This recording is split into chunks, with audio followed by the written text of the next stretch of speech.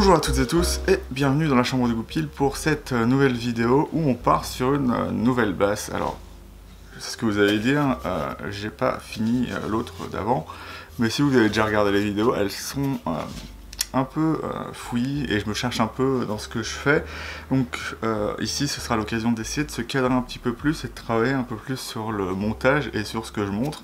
Donc le but ce sera de faire des vidéos plus ludiques avec vous, qui soient plus facilement compréhensibles plutôt que d'une fois expliquer, une fois juste faire un timelapse de tout ce que je fais sans forcément avoir de cohérence entre tout ce qui est dit et fait. J'essaie aussi de parler moins, d'être plus clair, ce qui risque d'être compliqué. Mais en fait du coup si je fais ça, c'est que j'abandonne pas du tout la construction de l'ombre insidieuse ou l'EBF 01. C'est que en fait entre les templates et les différentes découpes, ça m'embête des fois de sortir la scie à ruban qui est dans la pièce d'à côté, juste pour faire par exemple ici, j'aurais juste la plaque arrière à faire sur l'EBF 01. Donc c'est un peu compliqué, donc je préfère mieux, comment dire ça, faire plusieurs choses en même temps. Donc là je vais avoir plusieurs découpes de templates à faire et quelques, comment dire, peut-être la découpe de l'angle de la tête, mais ça on verra parce que pour l'instant j'ai aplani qu'un seul côté du manche, ce qui me permettra de faire tout ce qui me sert à faire la touche, à router pour le truss rod style Gibson incliné. Et donc voilà, donc pour l'instant, contrairement à ce que je faisais avec le BF01, c'est de montrer des choses après d'arrêter de filmer et de passer à autre chose. Là, même si je filme pas, je vais essayer de quand même expliquer un peu ce que je fais.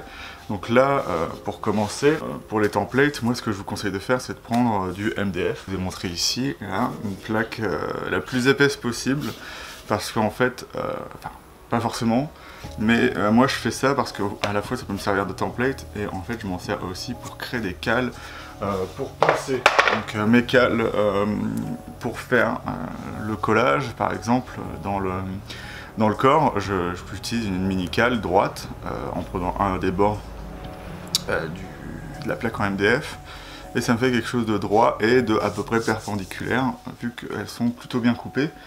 Et donc par exemple ici, je vais juste vous montrer ça 3 secondes. Le MDF, il va me servir aussi à faire des choses comme arriver à avoir une plaque comme ça qui va me servir à poncer comme ça un manche traversant. En fait c'est un peu plus compliqué à faire qu'un manche collé, puisque le manche collé, j'ai juste besoin qu'il soit plane. En gros ce que je fais moi, c'est que je planifie juste le dessus. Et juste à la fin je replanifie les côtés et le dessous pour rentrer dans le corps, ce qui est beaucoup plus simple et beaucoup plus rapide, et du coup ça m'économise du temps, tandis que ici en fait comme le manche va au moins genre 40 à 50 cm dans le corps, puisque c'est le corps, tout a besoin d'être plat en fait. Si je planifie pas tout bien à la base, surtout les côtés du corps qui seront, si je me souviens bien, alors hop, ici, on aura le corps ici en fait, parce que j'ai essayé de prendre, si vous pouvez voir, si le fil du bois il tourne un peu, donc j'ai préféré prendre le fil de bois le plus droit et de le laisser pour faire tout le manche et la structure après, comme le corps, enfin le talon est plus épais et le corps est plus large, donc à 2 ailes sur les côtés, ce sera beaucoup plus stable, donc ça devrait marcher.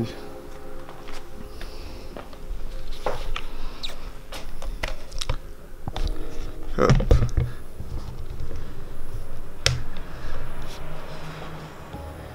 Ici du coup on voit l'utilité que peut avoir du coup le MDF, dans le sens où si vous avez pas beaucoup de place chez vous, en fait c'est peut-être grand mais une plaque ça prend juste la place d'un mur, vous pouvez utiliser ça par exemple quand vous avez une dégauchisseuse. Le problème que je pourrais souligner, c'est que pour avoir un bout de bois vraiment plane comme ça, si vous n'avez pas le plateau en dessous qui permet d'aplanir un peu comme les ponceuses à rouleau, et ben vous n'allez pas avoir un manche vraiment droit. En fait, ça va, si le manche tord légèrement, en fait, le fait que ce soit droit sur 40 cm ne suffira pas à être sûr de l'avoir sur toute la surface, et vous allez perdre beaucoup de bois pour vraiment avoir quelque chose de droit.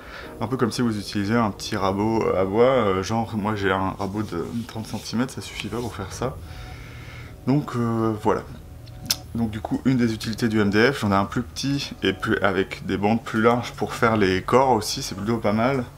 Alors que j'ai une ponceuse, pas orbitale, enfin si orbitale, mais à main, qu'on peut utiliser en ayant le centre de gravité bien au-dessus. Sauf que le problème de ça, c'est que c'est bien pour affiner les détails, mais en fait vous allez finir par poncer soit une courbe, soit des vagues dans votre instrument, donc c'est bien d'avoir quelque chose de vraiment plat, et donc au final, à force d'utiliser ça, je m'y retrouve vachement plus qu'avec mes outils électriques, parce que je sais qu'en ponçant doucement et en étant doux, je peux faire pratiquement tout, comme par exemple comment mes joints de collage sont faits sur des choses comme ça que je mets à la perpendiculaire du manche quand j'ai bien vérifié que c'était bon avec un rapporteur d'angle.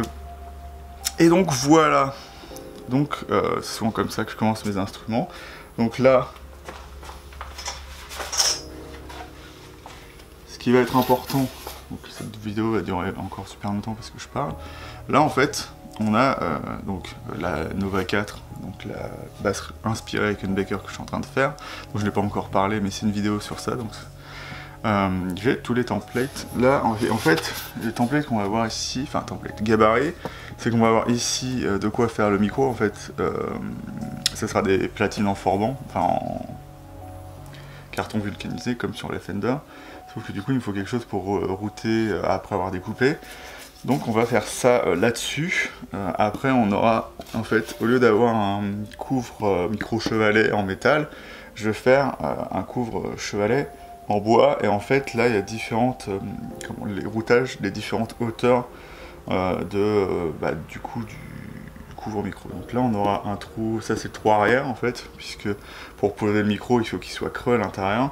Là on aura la défonce principale avec le trou pour le micro, là on a la défonce secondaire avec l'étage supplémentaire, et là ce sera pour, pardon, donc là on aura l'étage supplémentaire, et là c'est pour router le repose-pouce en fait qui sera sur les pourtours et donc en fait ça permettra de couper sans d'avoir un template trop petit, enfin un gabarit trop petit.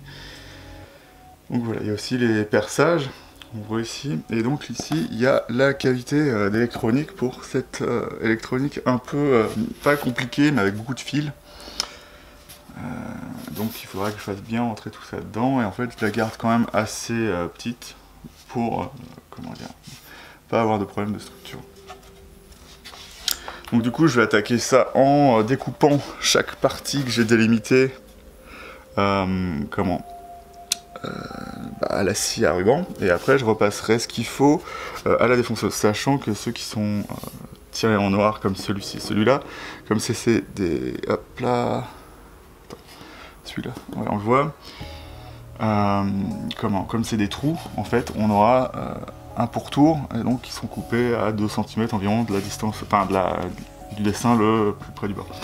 Et donc si je fais ça comme ça, c'est pour essayer de garder un confort de défonce, parce que les défonceuses, j'utilise pas de défonceuse sur table déjà. Déjà pour faire des cavités c'est impossible, mais parce que j'ai que ça déjà, et donc il faut avoir beaucoup de stabilité, donc je préfère mieux faire un bord assez grand, et c'est ça qu'il faudra que vous fassiez attention quand vous faites vos templates. Donc du coup ce que vous avez vu là, c'est une technique de recyclage du MDF, c'est vraiment faire vos dessins à la fois éloignés pour pouvoir laisser passer à la fois, là, en fait c'est un trou, là ce que je peux faire c'est tout passer à la défonceuse, même si je le ferai pas ici, et pas avoir de risque en passant à la scie à ruban.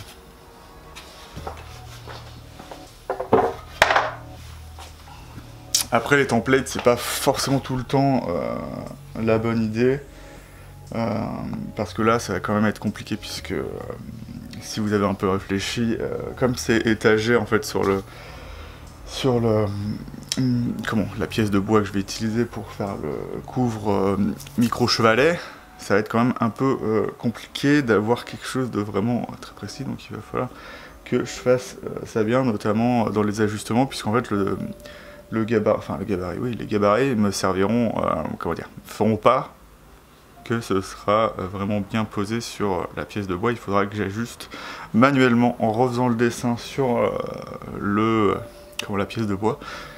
Mais moi ça me va. Après si ça ira pas à tout le monde. Donc, après c'est à vous de voir comment vous voulez faire les choses. Mais je trouve que c'est une bonne technique, surtout pour faire, pas forcément pour faire ce que je fais, mais pour faire les cavités. Si vous préférez faire ça vous-même, les trous pour les micros. Parce qu'il y a beaucoup de templates qui existent. Je sais que des fois ça m'arrive de préférer travailler avec des templates déjà faits, notamment pour ce qui est des télécasters, pour les trous des férules, et donc des cordes qui passent à travers le chevalet plus le micro chevalet. Je préfère mieux là venir prendre un gabarit déjà préfet. Parce que c'est mieux et vous avez déjà le centre qui est bien mieux marqué, en fait, comme c'est fait directement à l'instrument assisté par ordinateur. C'est vraiment parfait. Il n'y a que vous, si vous défoncez ça mal et que vous détruisez le gabarit, que ça peut avoir des problèmes. Alors moi, le seul truc que je conseille pas de faire, c'est si vous voulez faire quelque chose d'un peu original, c'est d'essayer pas de reproduire exactement un instrument. Enfin, vous pouvez toujours avoir un plan et connaître le diapason, connaître les largeurs de manches, les épaisseurs de manches. Après, la façon de faire les têtes, comme Fender, c'est de garder à peu près 23 mm de bois et après laisser juste 15-14 mm en dessous, juste pour savoir comment on fait, mais après vous pouvez toujours redesigner la tête et le corps, et moi c'est ce que je considère mieux, puisque comment dire ça, vous allez arriver à un point sur votre construction où ça ne deviendra plus forcément votre instrument, à dire que vous aurez tellement travaillé dessus que vous direz c'est dommage parce que ça va ressembler à une Fender ou à autre chose. Donc c'est pour ça que moi le deuxième instrument, enfin mon premier instrument, je l'ai jamais fini parce que j'avais des problèmes avec le manche, le truss rod ne marchait pas puisque j'ai essayé de faire un truss rod Fender incliné, enfin courbé tout de suite, ce qui n'a pas vraiment marché. Donc je me suis mis tout de suite vraiment à créer ma propre tête, à dessiner moi-même le corps, enfin à redesigner des trucs. Parce que la première fois que vous utilisez une scie à ruban, ça se passe pas forcément bien.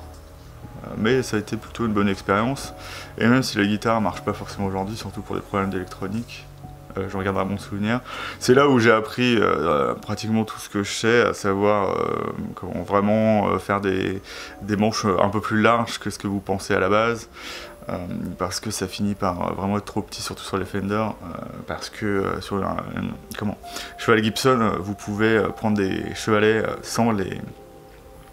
comment dire ça ? On va dire que la manière dont sont faits les chevalets Gibson vous permet d'avoir plus de réglages possibles si vous n'avez pas les pontets qui ont des creux pour mettre les cordes. Voilà. Donc j'ai encore digressé et ma vidéo va encore durer très longtemps. Voilà, ça va. J'ai encore que 13 minutes de vidéo. Mais donc voilà ce que je pouvais dire. Donc là, ce que je suis en train de faire, c'est poncer. Donc je vais devoir sortir la scie ruban une fois que j'aurai poncé. Donc on va se retrouver juste après.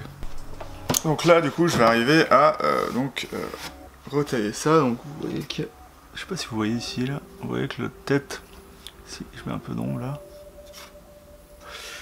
il y a une partie là à enlever. Donc je vais faire ça au rabot. C'est quand même un exercice assez complexe, donc si la tête, lorsque vous la faites pour la première fois, elle est légèrement pas centrée ou elle est aplanie un peu, tant que ça nuit pas au son de la basse, il n'y a pas de problème. Et il y a encore des fabricants aujourd'hui qui arrivent à faire des têtes inclinées, pas droite. Pas forcément droite due au plan du manche, mais c'est surtout par exemple Gibson, comme ils font un peu, lorsqu'ils font surtout des mortaises, en fait l'angle il est mis sur la base du corps. Donc en fait vous reponcez et en fait la mortaise tient librement à l'intérieur. Enfin il n'y a pas d'assise dans la mortaise et elle va juste se poser au-dessus et être collée dans la jointure qu'elle fait, enfin la mortaise quoi, avec le tenon. Et donc, par exemple, ma SG basse, elle a la tête qui tourne légèrement comme ça. Et c'est pas dû à la tension des cordes, hein, parce que si ça arrivait, ce serait un peu compliqué pour jouer des instruments de musique. Donc ça peut arriver, donc normalement, comment dire ça, ça peut arriver surtout aux manches collées. Les manches vissées, c'est beaucoup plus simple à faire puisque vous pouvez après coup regarder. En fait, ce que vous faites, c'est vous baissez, vous regardez, vous dites bah voilà, c'est pas bon. Donc vous retaillez légèrement votre palan ou votre manche et c'est bon. Tandis que là, le problème, c'est que là, je peux me merder ici un peu. Donc je vais essayer de faire ça le plus droit possible. Après, quand je mettrai le plaquage, il faudra que je fasse ça le plus droit possible parce que le plaquage peut ne pas être vraiment aplani comme il faut.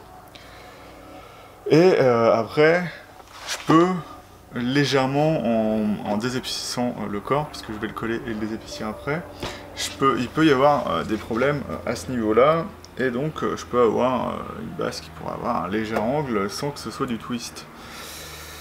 Donc voilà. Faites attention à ça quand vous le faites, mais sachez que ça ne changera pas grand chose. Par exemple, j'ai la guitare qui est à côté, j'ai pas vérifié que mon talon était bien plat quand je l'ai mis sur le corps, donc la tête a un angle légèrement supérieur, ce qui peut faciliter, pas forcément le jeu, mais la visibilité sur le manche. Donc voilà. Donc je vais faire ça. Voilà, tout de suite. En général, je suis pas un fan du rabot parce que, tout simplement, j'ai pas appris à m'en servir.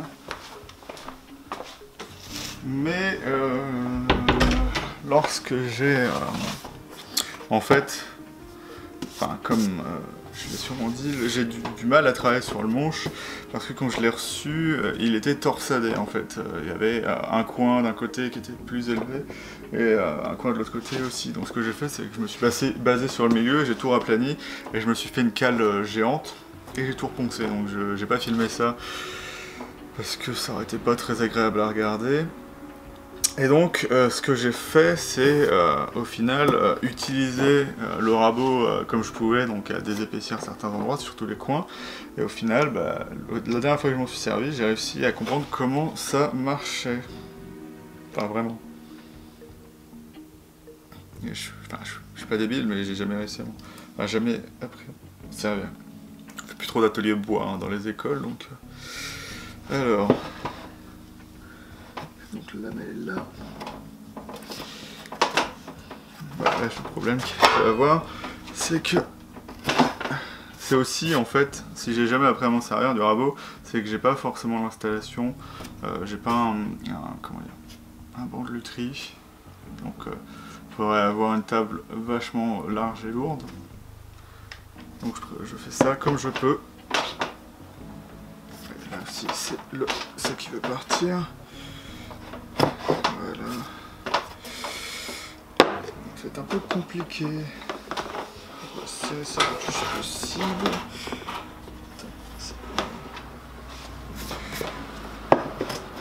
J'arriverai à faire ce que je veux, hein, mais... En fait, ce que fait le rabot, c'est de faire gagner du temps.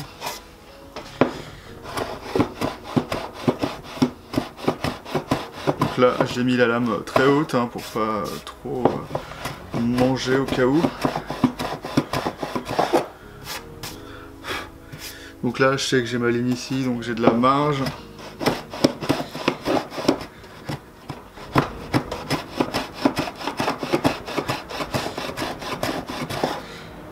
Alors lorsque vous faites ça, il n'y a pas 36 000 solutions, hein. Il faut contrôler à la main. Donc j'ai trouvé une technique plutôt pas mal pour faire ça. Au moins au niveau du scié, c'est que je taille. Et la jointure où il y aura le scié dessus, évidemment, du coup, je regarde. Bon là, évidemment, c'est que le début, donc c'est bien, pas bien, mais du coup, si la jointure est plutôt pas mal, entre les deux, je me dis que c'est pas mal. Et en fait, je regarde ici pour voir de quel côté c'est orienté par rapport à là, et en général, j'ai pas de problème, et ça marche.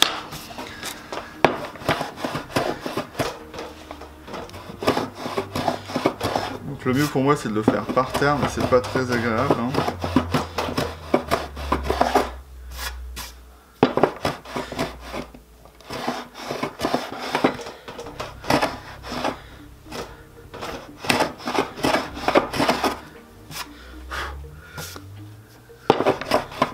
Là, comme j'ai encore de la marge, je peux m'amuser. Hein.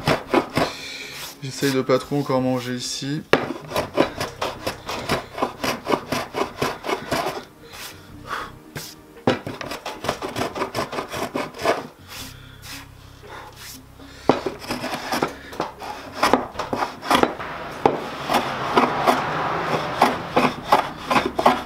Donc en fait, le problème du rabot, c'est que ça va pas forcément être simple lorsqu'on a notre surface comme ça. C'est vrai qu'une fois que je mixe les deux, là je sens que c'est pas plat.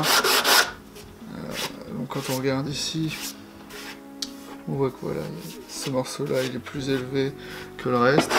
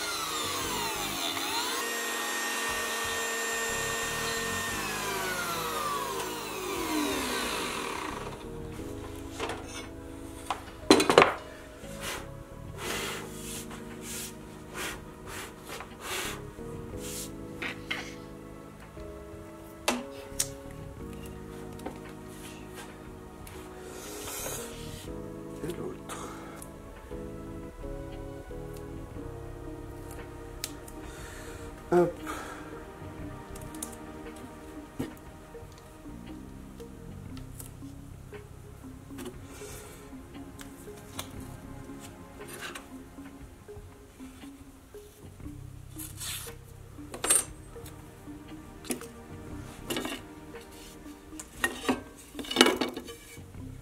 Hop.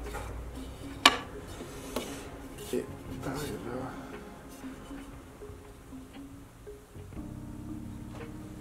Donc ça. Ici.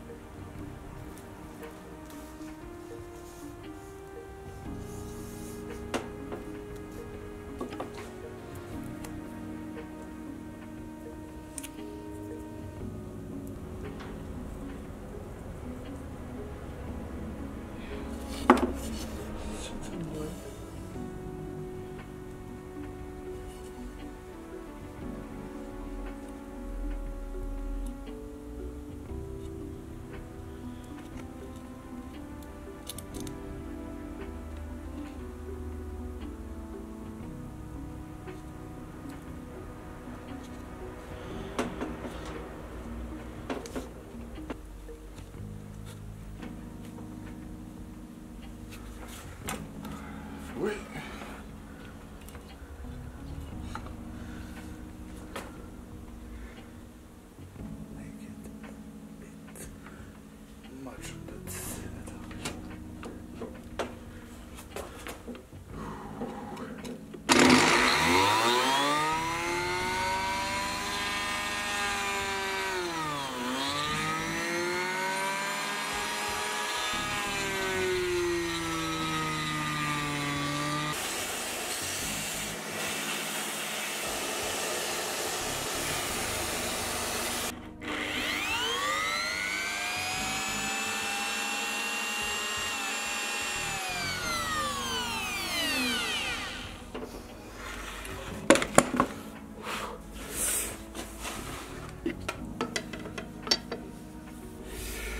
Oui, alors ce que j'ai pas dit, c'est que normalement je dois mesurer. Ok, 4.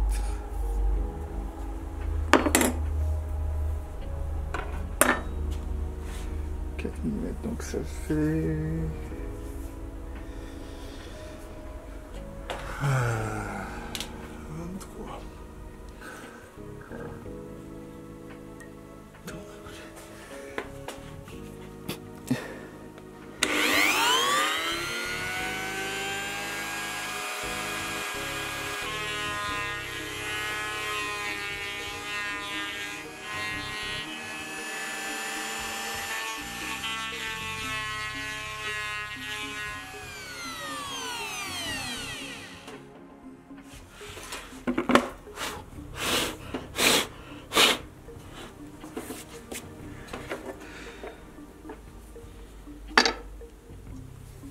Ouais.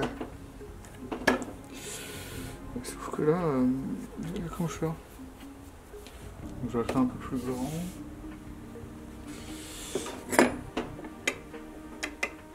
Donc voilà, maintenant ça rentre. Du coup, je vais pouvoir sculpter devant. Donc ça va être cool.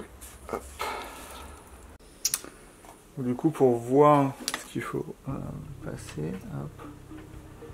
Prenez votre pièce, peut-être dans le sens où ça va pas gratter le bois.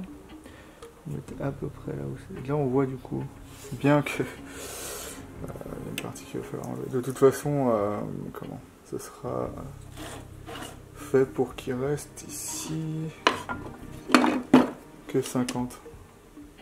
Est-ce que j'ai de quoi mesurer ici?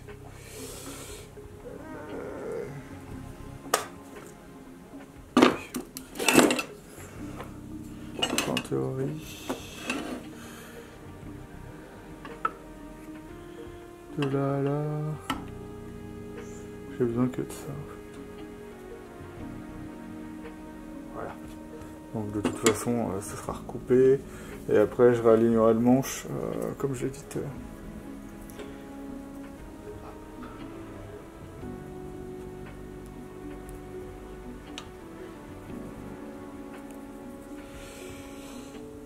Du coup, après, il faudra creuser un peu plus profond que le washer, mais pas trop, parce que après, il faut quand même garder de la matière en dessous. Même si ma volute est assez longue pour ne pas déranger ça, il faut faire attention.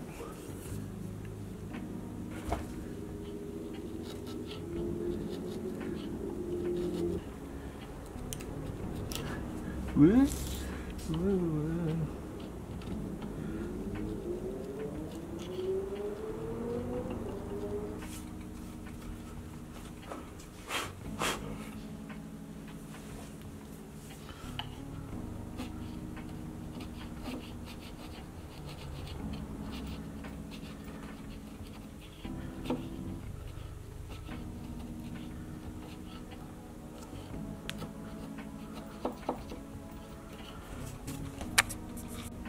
Donc, au moment où je fais le manche, là, je viens de recevoir mon template de frettage de chez Stuart McDonald. Et donc, à la base, j'avais mesuré la longueur de ma touche de jazz bass et donc calculé ce que ça ferait avec une touche. Et donc, on est parfaitement bon, donc ça me va. Donc, même si le scié sera un peu plus important, comme le plaquage sera à raser, il ne servira pas cette fois à coincer le scié. Et ben on aura quand même une surface plus large pour poser le scié, donc on est vraiment bien. Et donc, juste pour vous montrer ce beau petit Pao Ferro. Alors ça, c'est ce qui s'appelle Pao Ferro exotique. Et j'adore ça là. Ce beau petit blanc là. Donc on va voir comment on utilise la touche, mais ça va être plutôt vraiment bien sympa à utiliser. Je suis plutôt content. Ici, maintenant, vu que j'ai ma tranchée qui est faite, inclinée, il va falloir que je fasse le truss rod pour rentrer dedans, comme je le fabrique moi-même. Vu que il existe sur le marché, ce que je sais, juste les truss rod faits pour les guitares, notamment les guitares type Gibson en 24-75 ou 24-625 plutôt. Et du coup, j'ai coupé cette tige pour fonctionner parfaitement dans le manche, si vous voulez voir. Elle rentre parfaitement dedans. Voilà, si vous voyez. Donc, basiquement, les ingrédients pour faire ce type de truss rod, ça va être une tige, préférablement en acier. Il y en a qui utilisent des tiges qui sont pas en acier, qui les recouvrent soit de téflon, soit de plastique. Moi je préfère faire aucun des deux, parce que le plastique, je trouve que ça agrippe un peu trop la tranchée, donc du coup vous risquez d'avoir des problèmes au début d'ajustement du truss rod. Le manche va s'ajuster, mais il pourra rester dans la position, donc en fait il faut faire un truc que j'aime pas trop, c'est réappuyer sur la touche dans l'autre sens pour remettre le manche droit. Donc ça demande un petit peu de travail. Si c'est fait en général en plastique, c'est pour éviter que ça vibre, mais si c'est bien ajusté, normalement il n'y a pas de problème. Donc il faut à la fois que ce soit bien ajusté, mais que ça puisse glisser dedans. Donc il y a un truc avec le filetage que je vais devoir faire exprès pour que ça s'arrange bien dans le manche, mais je vous montrerai après. Donc, pour avoir un truss rod type Gibson, il va falloir quelques éléments. D'abord, on aura ici, je sais pas si là on va voir, l'ancrage. Donc c'est la partie qui est à la fin du truss rod, qui est généralement à l'avant-dernière case, en dessous de la touche, mais sur cette version-là, je l'ai fait sortir derrière pour que si un jour il y a de la maintenance à faire ou le changer, on puisse, pas forcément aisément, mais avoir des possibilités de le faire. Si on perce à l'intérieur, en fait on peut couper le truss rod et enlever l'ancrage avec la vis. Et du coup on aura ici, hop,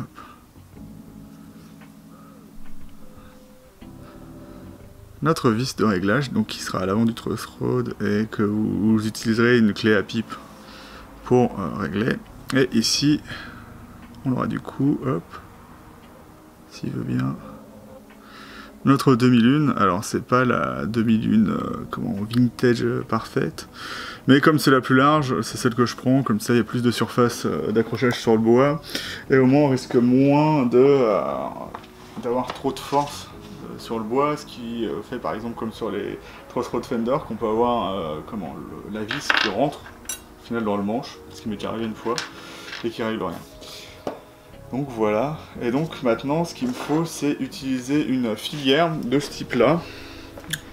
Donc ce qui est compliqué, c'est comme c'est du pas de vis américain, toutes les pièces que je vous ai montrées déjà faites sont achetées en Amérique. Donc on a un 3-16-32 filière, donc c'est le pas de vis qu'on aura là-dessus. De même manière que si vous voulez faire des micros avec des vis pour chaque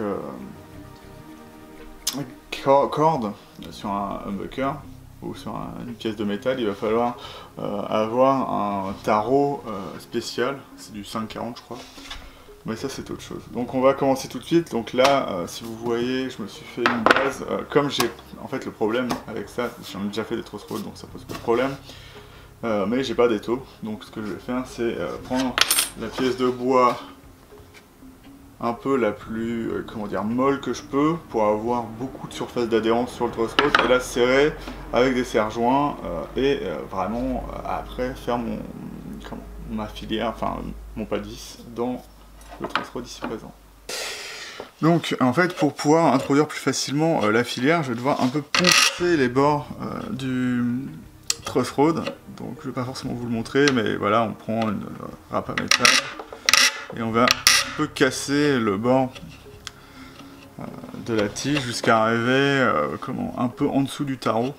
C'est ça le mieux en général. Comme ça vous pouvez rentrer plus facilement le tarot et vous niquez moins le pas de vis que vous êtes en train de faire, puisque comme il force trop et qu'il a pas... En fait un tarot, enfin une filière ici pour... Ça marche bien quand vous êtes déjà entré de 5 mm, mais sinon avant ce serait un peu compliqué, donc en fait c'est mieux de le faire moins épais pour qu'il rentre beaucoup plus facilement, pour qu'il y ait moins de force, pour que en fait le pas de vis ne se fasse pas arracher par le passage du tarot qui va rester sur place parce qu'il n'a pas assez d'accroche pour aller plus loin. Donc si vous avez des problèmes en général, essayez de poncer un peu en cône la barre de métal, quitte à la recouper après ou la reponcer, et ce sera beaucoup mieux. Donc là j'ai placé la filière à peu près comme il faut, et en fait je vais vous dire comment on fait pour que ce soit droit.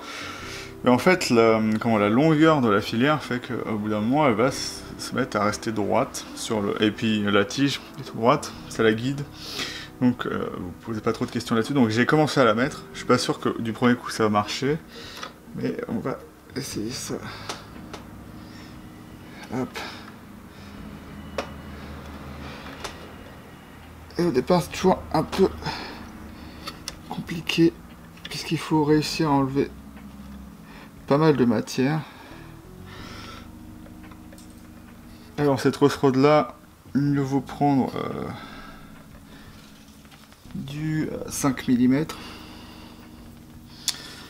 mais jusqu'à 5,5 ça passe.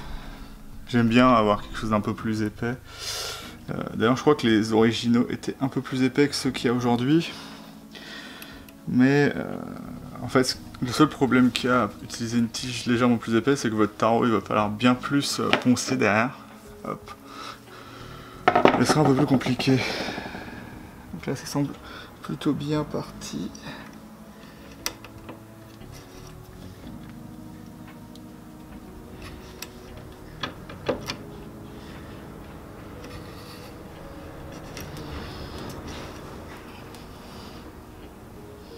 Alors ce qu'il faut faire avec le tarot, c'est bien revenir faire des tours en arrière pour confirmer le pas de vis.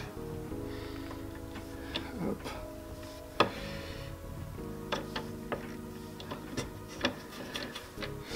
Donc là on voit que ma plaque est pas assez serrée puisque la tige tourne toute seule.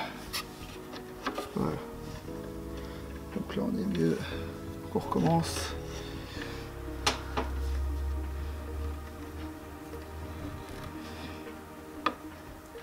Waouh. Ah oui d'accord, c'est pour ça.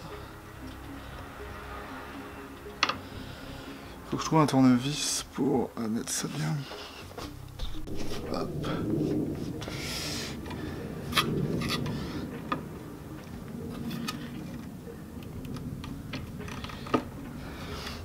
Donc comme j'ai pas d'étau, je suis obligé de régulièrement resserrer la plaque.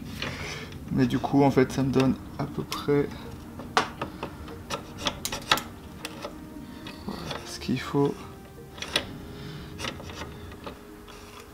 Déjà je vais regarder, ça a l'air plutôt pas mal tout ça. Hop. On a un beau petit tarot.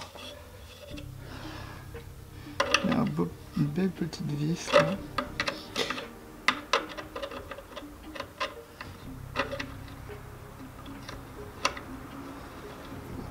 Faut quand même faire attention à pas trop réentamer la vis que vous avez faite quand vous repassez. Normalement ce que je fais il faut pas le faire du coup.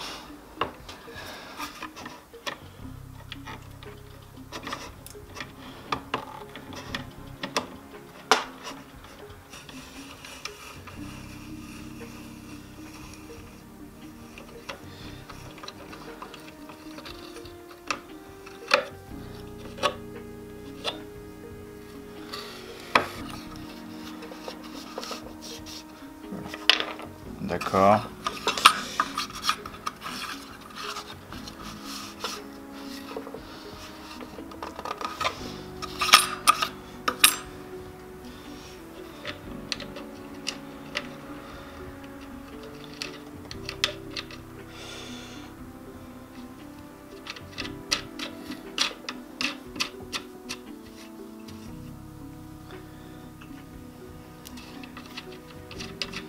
encore quelques tours.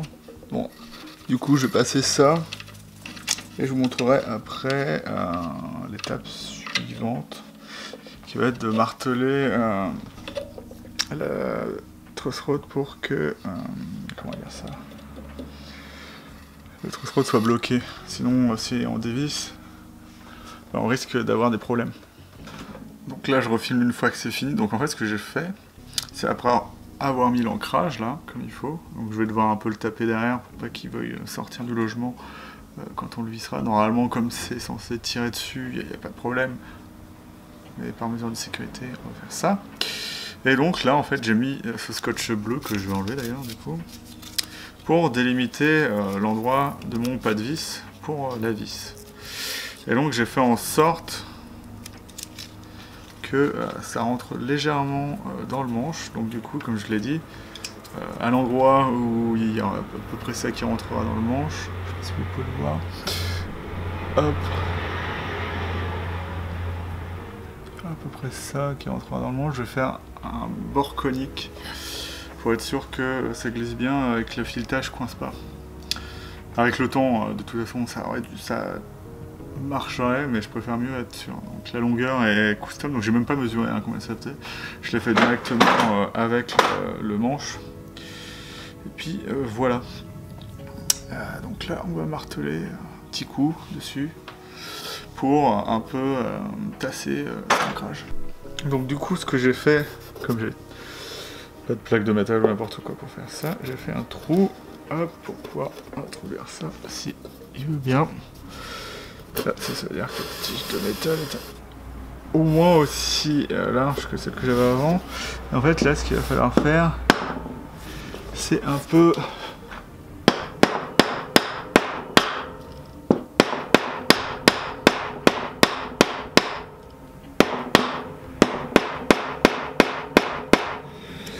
juste pour que la vis ne sorte pas.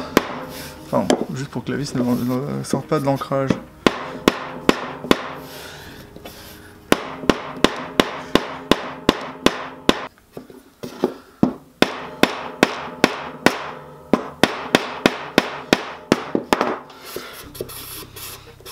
Sinon, ce qu'on peut faire, c'est mettre un peu de soudure à l'intérieur. Là, c'est bon. Voilà, là, ça devrait aller. Voilà. Donc, il bouge plus. Donc, c'est bon. Voilà. Hop. Alors, on va remettre ça là. Non. Non, toujours pas. Voilà. Bon, c'est déjà terminé mes petits loups, ou mes gros loups, ou même mes vieux loups. Bon, peut-être que vous direz enfin terminé.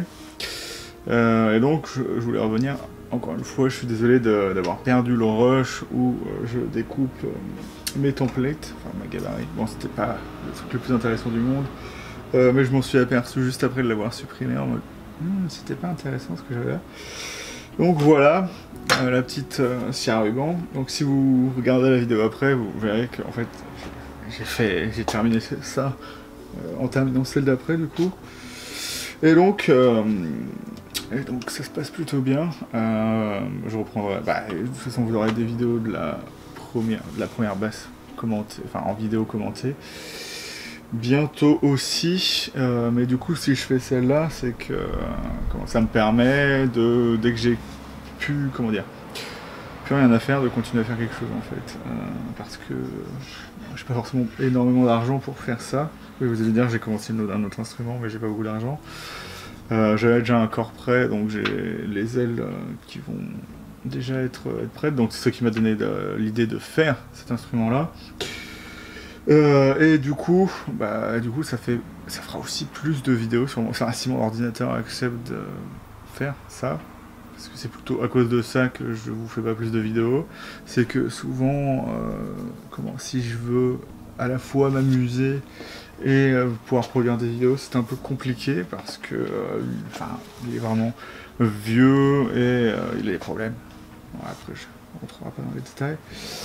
Et donc voilà, donc c'est la fin de cette première vidéo, d'autres viendront, elles seront plus courtes, hein. Là je blablate un peu maintenant, mais je commence à vraiment faire les choses au coup par coup, et vraiment expliquer avant, faire le tout, enfin sans parler, et après finir, expliquer et tout, donc c'est plutôt bien, j'espère que vous aimez ça, donc, salut. Je vous dis au revoir et je vous fais plein de bisous sur les fesses. A bientôt sur la chambre de Goupil du coup. Et puis voilà.